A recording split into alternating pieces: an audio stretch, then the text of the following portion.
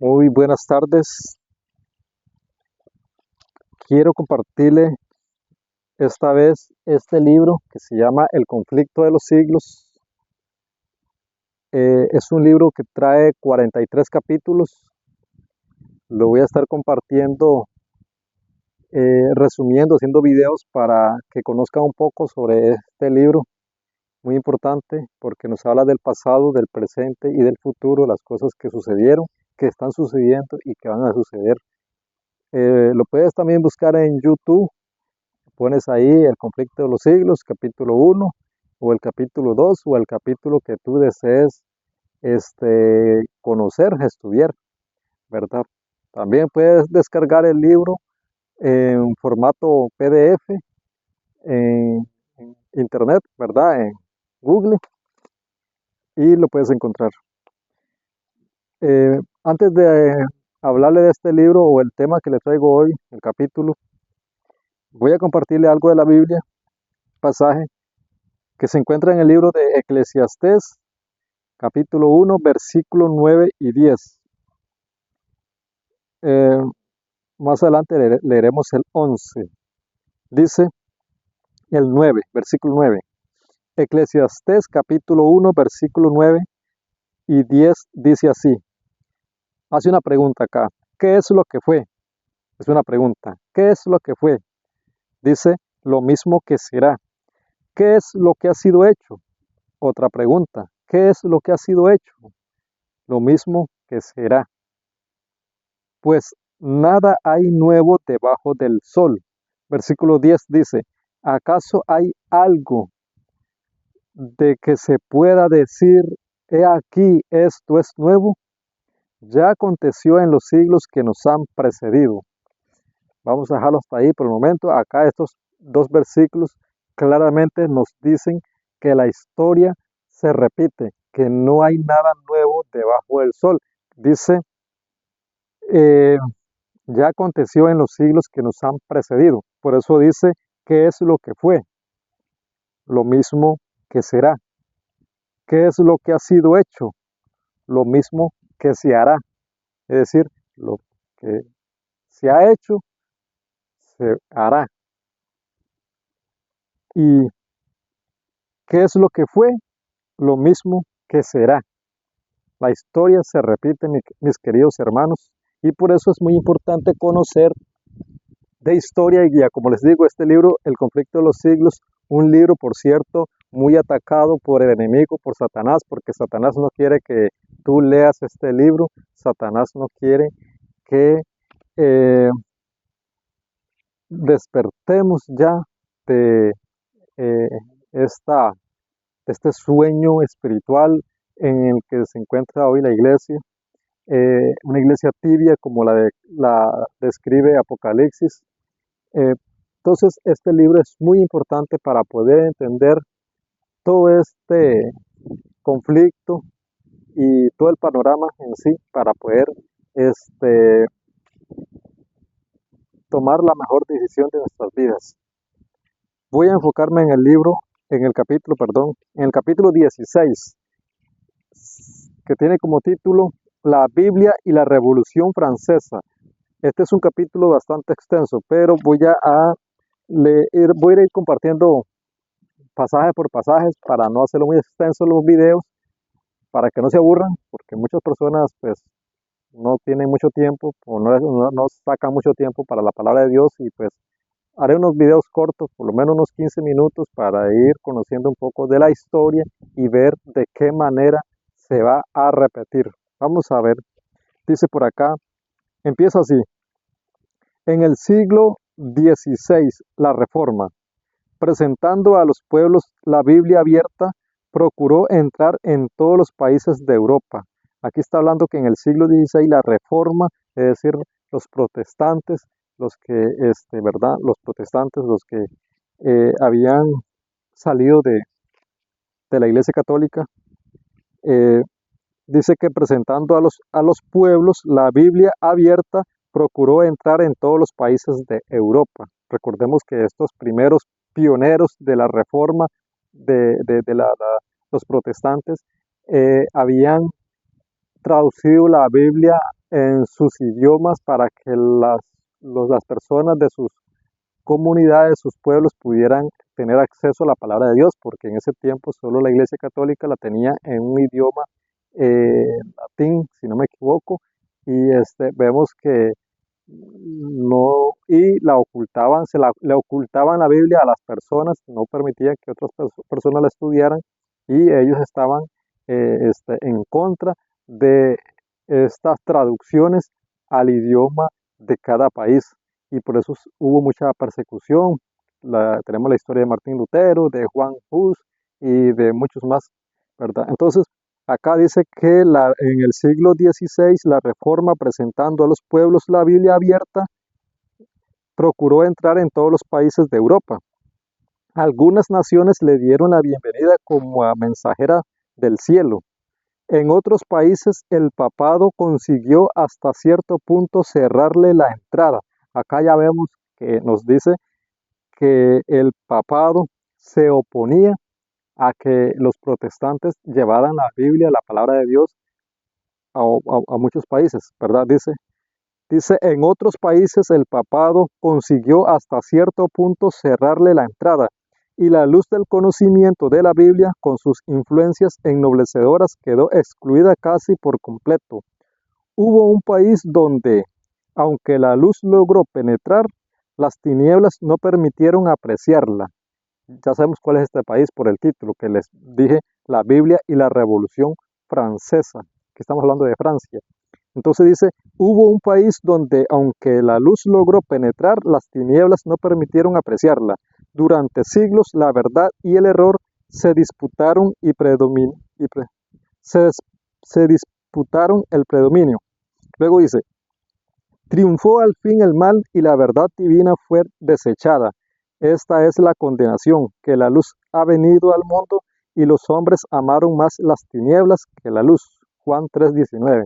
Así como rechazaron a Jesús, personalmente cuando Él vino aquí a la tierra, lo rechazaron, su pueblo.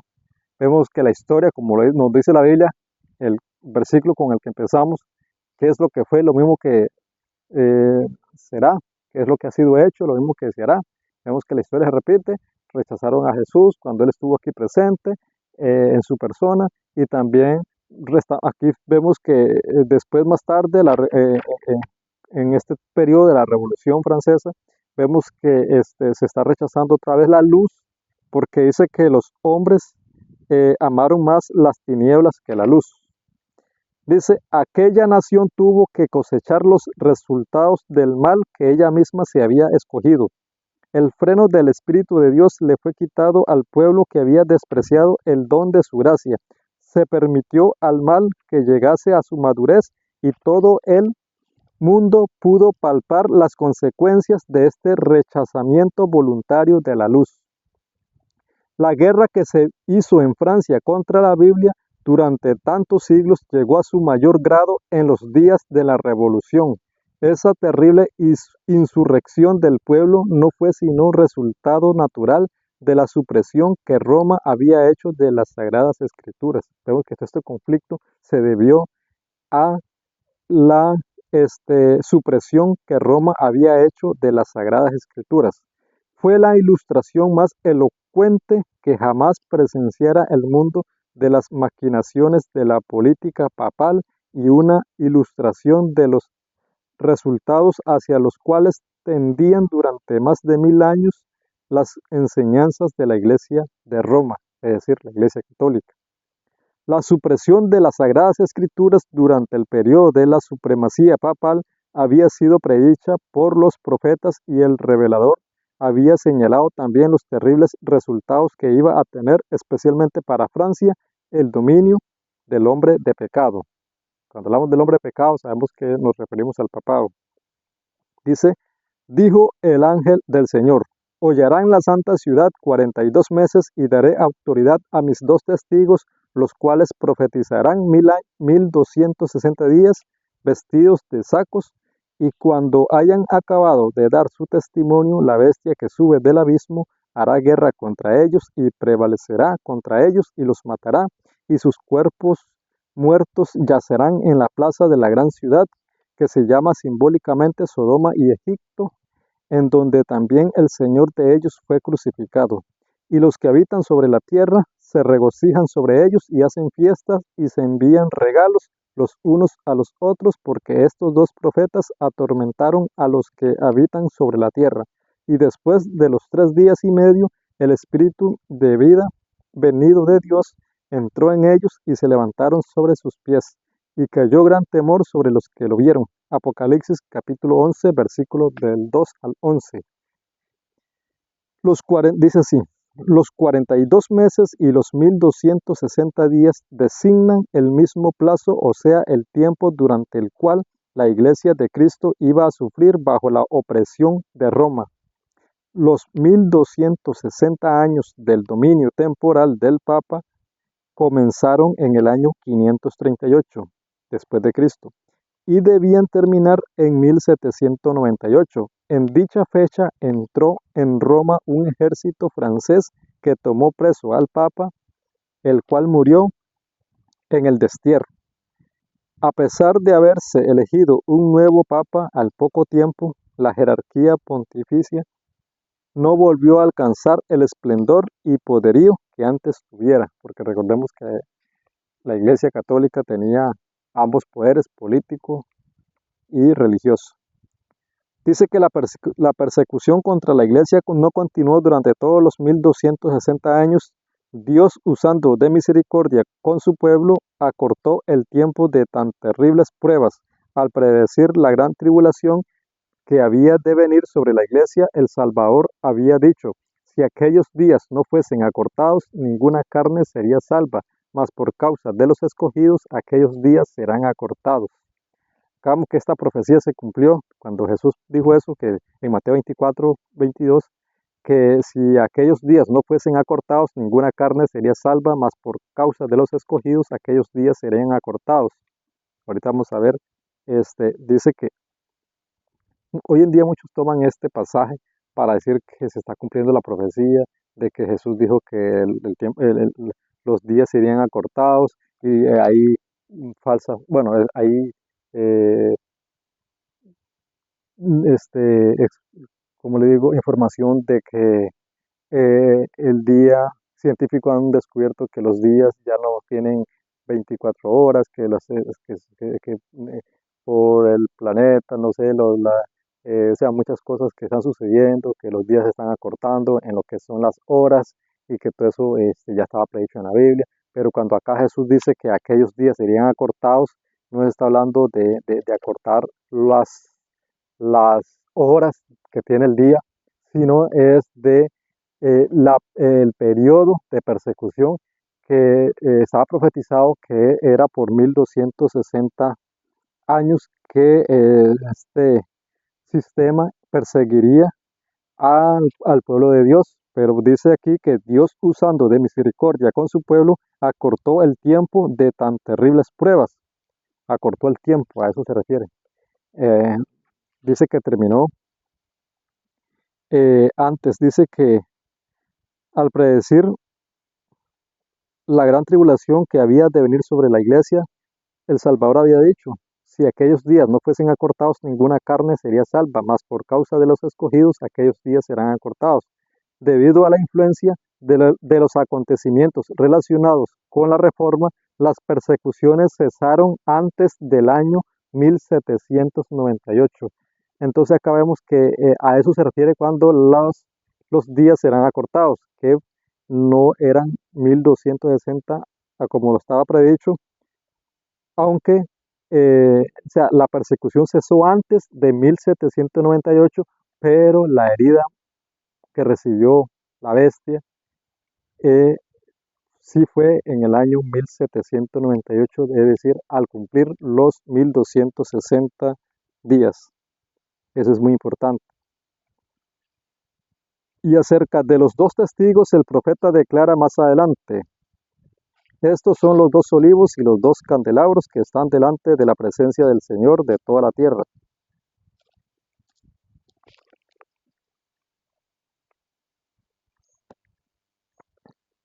Bueno, continuando con el video, porque tuve un inconveniente, vamos a seguir por acá analizando Este, dice, los 42 meses y los 1260 días designan el mismo plazo, o sea, el tiempo durante el cual la Iglesia de Cristo iba a sufrir bajo la opresión de Roma. Esto es muy importante porque acá dice que la Iglesia de Cristo iba a sufrir bajo la opresión de Roma. Recordemos que en este periodo, cuando aquí dice de Roma, recordemos que no es Roma imperial, sino que es Roma papal, porque ya en ese tiempo, que fue desde el año 538, que por acá dice, los 1260 años del dominio temporal del Papa comenzaron en el año 538 después de Cristo y debían terminar en 1798, que en dicha fecha entró en Roma un ejército francés que tomó preso al Papa, el cual murió en el destierro. A pesar de haberse elegido un nuevo papa, al poco tiempo la jerarquía pontificia no volvió a alcanzar el esplendor y el poderío que antes tuviera. Entonces aquí estamos viendo que ya estamos hablando de Roma, pero Roma papal, Roma papal. Y dice que la Iglesia de Cristo iba a sufrir bajo la opresión de Roma, es decir, la Iglesia católica, apostólica y romana nunca ha sido la Iglesia de Cristo, porque acá dice claramente que la Iglesia de Cristo iba a sufrir bajo la opresión de Roma, que ya vimos que es Roma papal, porque en ese tiempo, ya en ese año, ya el Imperio Romano había sido dividido en el año 476, si no me equivoco. En otro video ya yo tengo ese tema bien explicado, eh, la división de Roma, de las 10 tribus bárbaras y todo eso. Entonces, si no me equivoco, que ya Roma había sido dividida en ese año. Entonces, vemos que eh, Roma o Roma papal estaba haciéndole la guerra a estos protestantes, eh, a la reforma, que habían salido de Roma protestando en contra del papado, obviamente. Bueno, para no hacer el video, como le dije, muy extenso, viajar hasta por acá y espero que hayamos aprendido algo. Más adelante siguen muchos datos importantes, muy importante conocer sobre la historia de la Revolución Francesa, sobre también estos dos testigos, porque aquí nos habla de los dos testigos que están en Apocalipsis capítulo 11, que muchas personas hoy en día andan enseñando que será Moisés y Elías, o Juan el Bautista y Elías, o Moisés y Elías, que van a resucitar y van a aparecer, van a venir en estos tiempos que estamos viviendo, van a predicar, tal como lo dice aquí la Biblia, pero vemos que esto es simbólico y que el libro de Apocalipsis es muy simbólico y aquí nos va a revelar en este capítulo 16 del conflicto de los siglos quiénes son estos dos testigos. Entonces, para el próximo video, si Dios lo permite, estaremos viendo esa parte y conociendo más sobre esta historia de lo que sucedió en esa época, en ese tiempo. Bendiciones, nos vemos en la próxima.